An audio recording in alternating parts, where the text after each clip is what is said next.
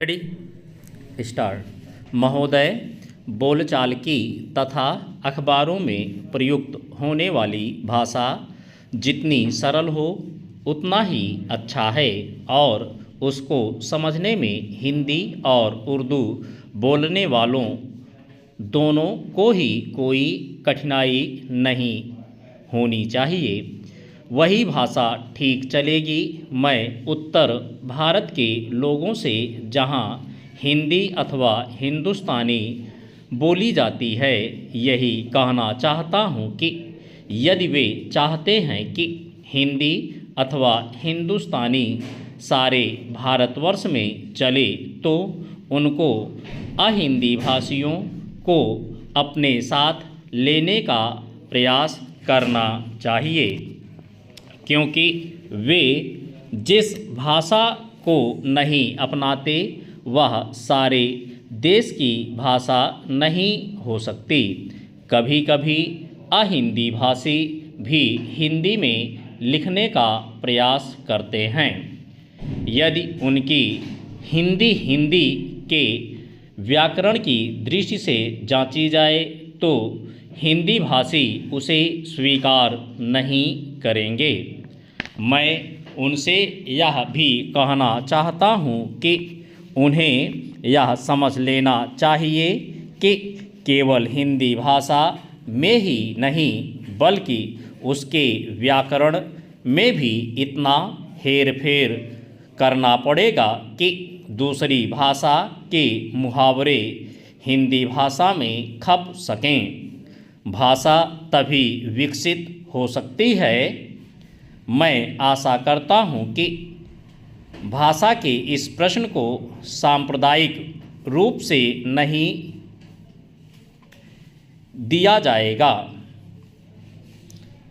उसे एक बार सांप्रदायिकता का रूप देने पर उसमें से निकलना कठिन हो जाएगा। इसलिए आवश्यकता इस बात की है कि हम इस प्रश्न को सांप्रदायिकता से परे केवल एक भाषा के रूप में देखें और भाषा का अर्थ यह है कि अपनी भावनाओं और अपने विचारों को उसी के द्वारा दूसरों तक पहुंचा जा सके।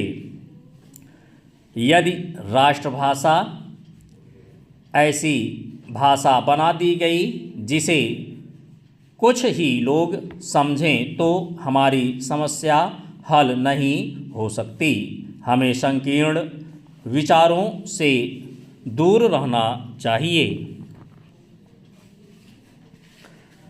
भाषा के संबंध में विचार करते समय किसी एक राज्य की दृष्टि से नहीं बल्कि सारे देश की दृष्टि से विचार करना चाहिए और तभी भाषा को वह रूप प्राप्त होगा जिसका मैंने उल्लेख किया है।